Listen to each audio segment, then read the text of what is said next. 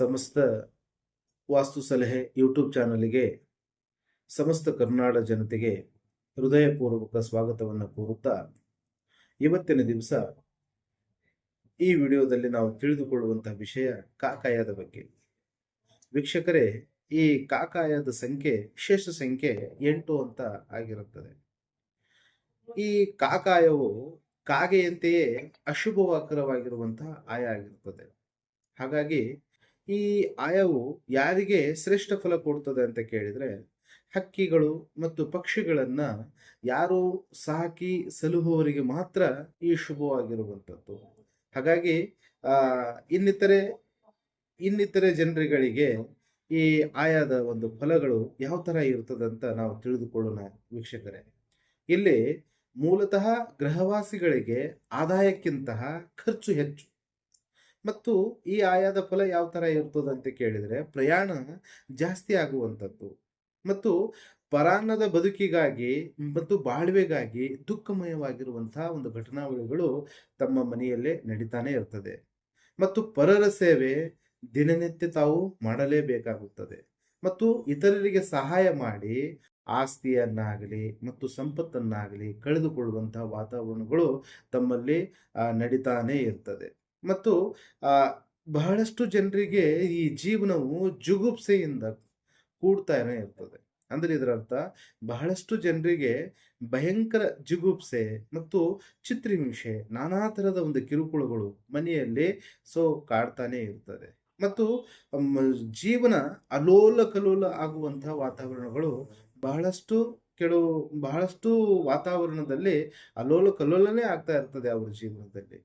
ಹಾಗಾಗಿ ವೀಕ್ಷಕರೇ, ಎಲ್ಲಾ ಕೆಲಸ ಕಾರ್ಯಗಳಲ್ಲಿ ಪ್ರಗತಿ ಶೂನ್ಯವಾಗಿ ಅಪಜಯಗಳು ಸ್ವಲ್ಪ ಜಾಸ್ತಿನೇ ಆಗ್ತಾ ಇರ್ತದೆ. ಮತ್ತು ಇದರಲ್ಲಿ ನಾವು ಇನ್ನೂ ಸ್ವಲ್ಪ ವಿಚಾರ ನಾವು ನೋಡ್ಬೇಕಾಗಿತ್ತಂದ್ರೆ, ಇಲ್ಲಿ ಪೀಡೆಗಳು ಜಾಸ್ತಿ, ದುಸ್ವಪ್ನಗಳು ಕಾಡ್ತಾ ಇರ್ತದೆ. ಮತ್ತು ಸ್ಥಿರವಾದ ಉದ್ಯೋಗ ಅನ್ನುವಂಥದ್ದು ನಮ್ಮ ಜೀವನದಲ್ಲಿ ಇರಲ್ಲ. ಮತ್ತು ಮನೆಯಲ್ಲಿ ಯಾವಾಗಲೂ ಕಲಹನೆ ಆಗ್ತಾನೆ ಇರ್ತದೆ. ಮತ್ತು ಜಾಸ್ತಿ ಹಿರಿಯರಿಗಾಗಲಿ ಮತ್ತು ಕಿರಿಯರಿಗಾಗಲಿ ಮತ್ತು ಆ ಮನೆಯಲ್ಲಿ ಇರುವಂತ ಗೃಹವಾಸಿಗಳಿಗಾಗಲಿ ಸಂಪೂರ್ಣ ಅನಾರೋಗ್ಯದ ಒಂದು ಜಾಸ್ತಿನೇ ಕಾಡ್ತಾ ಇರ್ತದೆ. ಮತ್ತು ಆ ಮನೆಯಲ್ಲಿ ಜಾಸ್ತಿ ಕೆಟ್ಟ ಫಲಗಳು ದೊರೀತಾನೆ ಇರ್ತದೆ. ಹೀಗಾಗಿ ಈ ಕಾಕಾಯ ಒಂದು ವಿಷಯ ನಾವು ಸ್ಪಷ್ಟವಾಗಿ ಹೇಳ್ತೇವೆ, ಕುಲನಾಶಕ ಆಯ ಅಂತ ನಾವು ಇಲ್ಲಿ ಕರಿತೇವೆ. ಹೀಗಾಗಿ ವೀಕ್ಷಕರೇ, ಈ ಕಾಕಾಯದ ಬಗ್ಗೆ ತಾವು ಬಹಳಷ್ಟು ಜಾಗೃತರಾಗಿ ಮತ್ತು ತಾವೇನಾದರೂ ಮನೆಯನ್ನ ಕಟ್ಟಿಸುವಂತ ಪೂರ್ವದಲ್ಲೇ ಯಾವ ಆಯ ನಮ್ಮ ಮನೆ ಇದೆಯೋ ಅನ್ನುವಂಥದ್ದು ತಾವು ಸೂಕ್ಷ್ಮವಾಗಿ ಈ ವಾಸ್ತು ಪರಿಣಿತರಿಂದ ಅಲ್ಲಿ ಹೋಗಿ ಅವರ ಕಡೆಯಿಂದ ಸ್ವಲ್ಪ ಸೂಕ್ಷ್ಮಾವಲೋಕನದಿಂದ ತಾವು ಕಟ್ಟುವಂತ ಮನೆಯ ಸಂಪೂರ್ಣ ವಿಸ್ತೀರ್ಣವನ್ನ ಸ್ವಲ್ಪ ಯೋಚನೆ ಮಾಡಿ ತಾವು ನಿರ್ಣಯ ತಗೊಳ್ಳುವಂಥದ್ದು ಅತಿಶಯೋಕ್ತಿ ಅಂತ ನಾವು ನಿಮ್ಮಲ್ಲಿ ಕೇಳಿಕೊಳ್ತೇವೆ. ಮತ್ತು ಇನ್ನೊಂದು ವಿಶೇಷ ನಿಮಗೆ ಹೇಳಬೇಕು ಅಂತ ಕೇಳಿದ್ರೆ, ಈ ವಿಡಿಯೋದಲ್ಲಿನೇ ಹೇಳ್ತೇನೆ. ದಯವಿಟ್ಟು ಸ್ವಲ್ಪ ವಿಡಿಯೋ ಲೆಂತ್ ಆಯ್ತಂತ ತಾವು ಸ್ವಲ್ಪ ಕ್ಲಿಪ್ ಮಾಡದೇನೆ ಸ್ವಲ್ಪ ದಯವಿಟ್ಟು ತಿಳ್ಕೊಳ್ರಿ.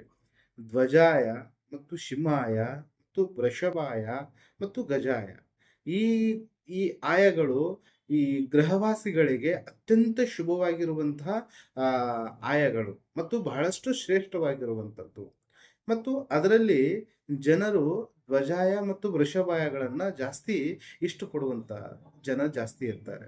ಈ ಉಳಿದ ಆಯಗಳು ಧೂಮ್ರಯ ಆಗಲಿ ಮತ್ತು ಶ್ವಾನ ಆಯ ಆಗಲಿ ಮತ್ತು ಖರ ಆಯ ಆಗಲಿ ಮತ್ತು ಕಾಕಾಯಗಳಾಗಲಿ, ಇವು ಬಹಳಷ್ಟು ಕೆಟ್ಟ ಫಲಗಳು ಮತ್ತು ಈ ಆಯಗಳು ಅಶುಭ ಆಯಗಳು ಆಗಿರುವಂಥದ್ದು. ಹಾಗಾಗಿ ಇವುಗಳಲ್ಲಿ ಗೃಹ ನಿರ್ಮಾಣ ನೀವು ಮಾಡುವುದಕ್ಕಿಂತ ಪೂರ್ವದಲ್ಲಿ ವಾಸ್ತುವಿನ ತಿಳುವಳಿಕೆ ಇರ್ತಕ್ಕಂಥ ಪರಿಣಿತರು ಯಾರಿರ್ತಾರಲ್ಲ ಅವ್ರ ಕಡೆ ಹೋಗಿ ಈ ಆಯಗಳ ಬಗ್ಗೆ ತಾವು ಸ್ವಲ್ಪ ತಿಳಿದುಕೊಂಡು ಈ ಆಯನ ನೀವು ಹಾಕೊಂಡು ತಮ್ಮ ಮನೆಯ ಒಳಗಡೆ ಒಂದು ಒಳ್ಳೆ ಸುಸಂಸ್ಕೃತವಾಗಿರ್ತಕ್ಕಂಥದ್ದು ನೀವು ಮನೆ ಒಳಗಡೆ ಸುಖ ಮತ್ತು ಶಾಂತಿ ನೆಮ್ಮದಿ ಅನ್ನುವಂಥದ್ದು ಬೀಡಾಗಬೇಕಾಗಿತ್ತು ಅಂತ ಕೇಳ್ಕೊಳ್ರಿ. ಆಯಗಳು ಬಹಳಷ್ಟು ಒಳ್ಳೆ ಆಯಗಳನ್ನು ಹಾಕೊಂಡು ತಮ್ಮ ಮನೆ ನಿರ್ಮಾಣ ಮಾಡಬೇಕಂತ ತಮ್ಮಲ್ಲಿ ನಾನು ಕೇಳಿಕೊಳ್ಳುತ್ತೇನೆ. ನಮಸ್ಕಾರಗಳು ವೀಕ್ಷಕರೇ, ಈ ವಿಡಿಯೋ ತಮಗೆ ಇಷ್ಟವಾಗಿದ್ದಲ್ಲಿ ತಮ್ಮ ಒಂದು ಗೆಳೆಯರ ಬಳಗಕ್ಕೆ ಇದನ್ನ ಸ್ವಲ್ಪ ಶೇರ್ ಮಾಡಿ. ಆಮೇಲೆ ಆಮೇಲೆ ನಿಮಗೆ ಇನ್ನೂ ಒಂದು ವಿಷಯ ನಾನು ನಿಮ್ಗೆ ಹೇಳಬೇಕು. ಈ ವಿಡಿಯೋದಲ್ಲಿ ಏನಾದರೂ ತಮಗೆ ತಿಳಿಲಾರದಂಥ ವಿಷಯಗಳು ಏನಾದರೂ ಇದ್ದರೆ ಕಮೆಂಟ್ ಮೂಲಕವಾಗಿ ತಾವು ಇದರಲ್ಲಿ ಹಾಕಿ, ಈ ವಿಡಿಯೋ ಕೆಳಗಡೆ ಹಾಕಿ. ಅದನ್ನು ನಾವು ನೋಡಿ ಮತ್ತೆ ಆ ವಿಷಯದ ಬಗ್ಗೆ ಇನ್ನೂ ಒಂದು ವಿಡಿಯೋದ ಮೂಲಕವಾಗಿ ನಿಮ್ಮನ್ನು ನಾನು ಕಳಿಸ್ಕೊಡುವಂಥ ಒಂದು ಪ್ರಕ್ರಿಯೆ ಮಾಡ್ತೇನೆ. ನಮಸ್ಕಾರ ವೀಕ್ಷಕರಿಗೆ.